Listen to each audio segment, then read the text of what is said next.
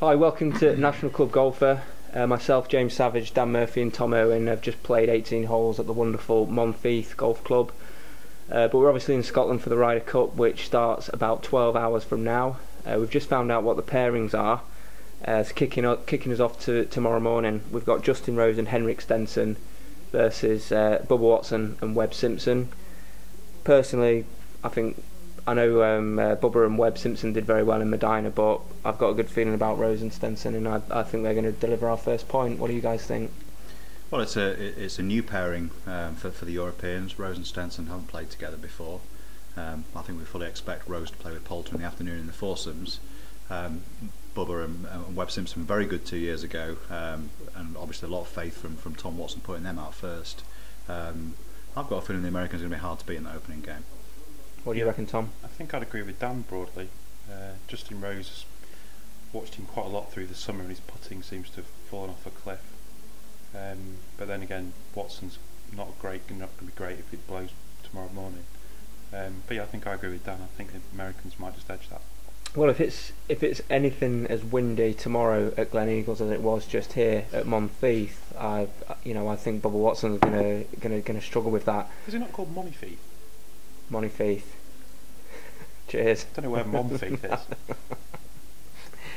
But no, I still think that Rose and Stenson, apparently they practice a lot together. It's a little bit surprising that pairing came out, but apparently they live very close to each other. Lake Nona, and play together a lot. So it's although it's a debut pairing, they're going to know each other inside out, and that's a real heavyweight pair. For me. Me and Dan live quite close to each other. We're a terrible fourball pair.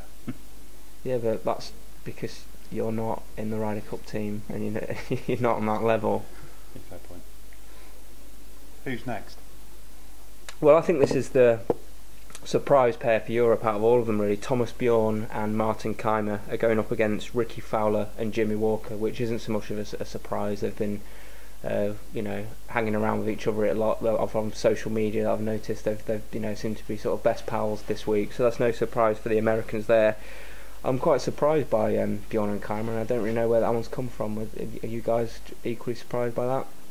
Well, I've got a bit of a theory going that there's quite a lot of out of form players in this Ryder Cup across both teams, and Keimer and Bjorn feel like to me about two players who haven't been great through the summer. Bjorn obviously qualified early. Keimer obviously has had a major win this year, but I don't think he's been brilliant since. So yeah, I'm very concerned about Europe in that game as well.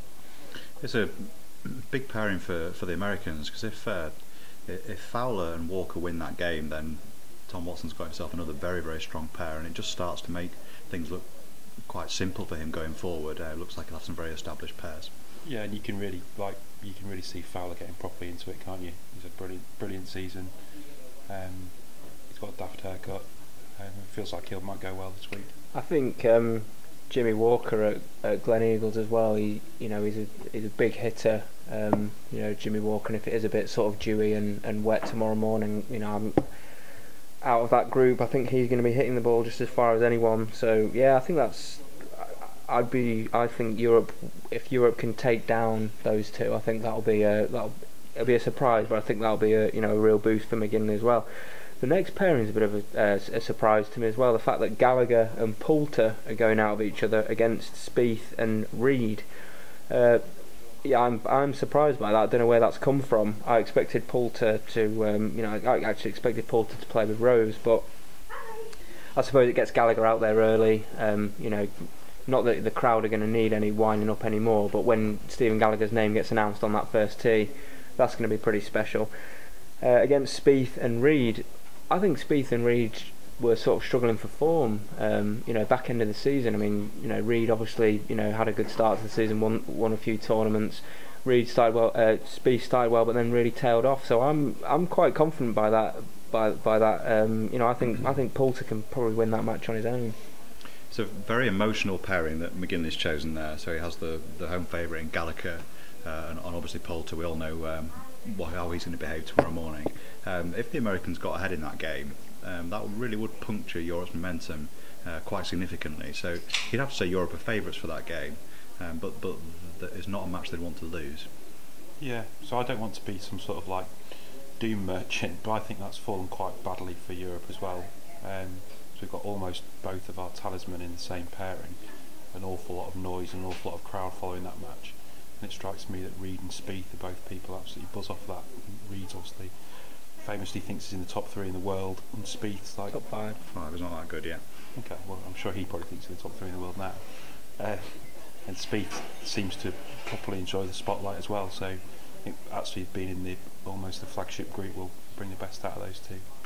Well, I think for Jordan Spieth, obviously when he was sort of out in the final pair of the Masters, I think people kind of thought, oh, this is the start of things to come, but he never really kicked on from there. And I've noticed a little bit in his game, he can be quite petulant as well. And I just think if things don't go well in that game, I think USA could take a real hammering. If Gallagher gets going early, Poulter does what we expect him to do. I'm not worried about that at all. I think that's going to be a point to Europe. Yeah, apart from I think you might be in for a bit of a shock with this Poulter does what he expects he's going to do argument. I think might be one Ryder Cup too far for Poulter. He's not had the best seasons, obviously coming back from injury. An awful lot's expected of him. Whether his golf game's quite going to hold up this time round remains to be seen. And here's a little stat for you. Might not mean very much, but here we go anyway. 4 years ago, Ian Poulter in the opening 4 balls played with a rookie against 2 American rookies. He played with Ross Fisher, who was playing against Bubba Watson and Jeff Overton. Everyone thought that Europe would win that game. They didn't. They were quite well beaten. Jeff Overton. Yeah, I know. It was a match of the famous boom, baby. It was the Bubba Watson slapping us behind after holding his second shot, I think. Right. But I mean, just talking about Poulter again, what have we got to go on with Poulter in the Ryder Cup? Look at his record. It's a fantastic record, and he's gone into Ryder Cups before showing no form, and he has absolutely delivered. I'm not one of these people who just says, "Oh, Poulter's amazing. It's the Ryder Cup. He's our hero." You just look at the facts, look at the cold hard facts of how he's performed in previous Ryder Cups, and why is he not going to do it again? I don't see any reason why he's not going to perform this time round. Because it has to end sometime. We won 5 points out of 5 last time.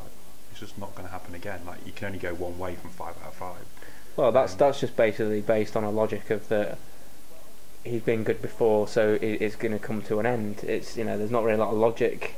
Applied to that theory. Well, I think, but everybody's career tapers off at some point, and his Ryder Cup career has been huge for him. And Montgomery was very much the leader of the team in the same way that Poulter is now for Ryder Cup after Ryder Cup. And again, kind of towards the end, that sort of ceased to be the case, and he traded a little bit off prior performances. And I think possibly this time will be that year for Poulter. Let's hope not. Well, let's hope not. Come on, let's talk about the last game now. Yeah, that's what we're all waiting for, isn't it? Yeah. Well, everyone's been talking about Rory McIlroy, who he's going to play with, when he's going to play. I did actually say if you look on the website that I did think he would go out 4th on Friday morning. I did think he would play with Sergio Garcia. To be fair, that was because they practiced together a lot at Glen Eagles. But I just think that's our real heavyweight pairing for the first morning, and save it till last. I worried about sending Rory out first, like some people had suggested, just for the fact of if it didn't go well, it would have been a massive boost to the Americans. But Rory and Sergio up against, I'd say, America's heavyweight pairing of Mickelson and Bradley. Now that is a proper match to get things going tomorrow morning. Yeah, brilliant game, isn't it? That's the one that I think we're all looking forward to the most. Garcia and McIlroy, quite simply, is the strongest pair that either team can put out in 4 balls. So, I mean, I can't see Europe losing that game. So I think I'm not going to disagree, but I am again slightly concerned about it. I think it's first of all, it seems strange to me that McIlroy would be paired with someone like Garcia, presumably to sort of chivvy him up and get him up for it, and motivate him for the Ryder Cup in the same way that he's obviously motivated in majors, which you would hope would come from himself. Again, the sort of weather might play a factor with McIlroy's golf. He's not a great bad weather player.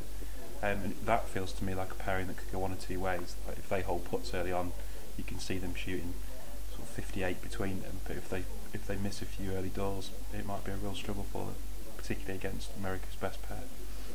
Yeah, I mean, I think that it's it's that both teams are in the same situation, you know, really, that neither side wants that heavyweight pairing to go down, and it's just the way that it's fallen that they've actually, you know, they've landed against each other. You'd say that pairing against, almost for both sides, against any other pairing, you'd have them as red hot favourites to win that match, but because they're together, I really think it could go either way.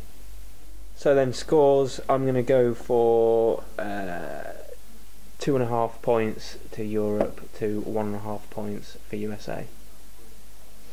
Okay, I'm going to say that we struggle early on. We lose the first 3 games, but we win the last one 3-1. I'm going to say 4-0 America. Okay, so Mr. Patriotic Tom Irwin is going for 4-0 to America. But you can't be disappointed, it's stoicism. Anyway, we're going to be doing this after every day's play, because you know, we feel we're very privileged to be here at the Ryder Cup, and we want to share the experience with as many people as possible. So we'll be back with you tomorrow evening. So if we can, you know, hopefully say how wrong Tom has been, how right I've been, so I can gloat, and we can all tell Tom that he knows absolutely nothing. So thanks for listening, and we'll see you tomorrow. Bye.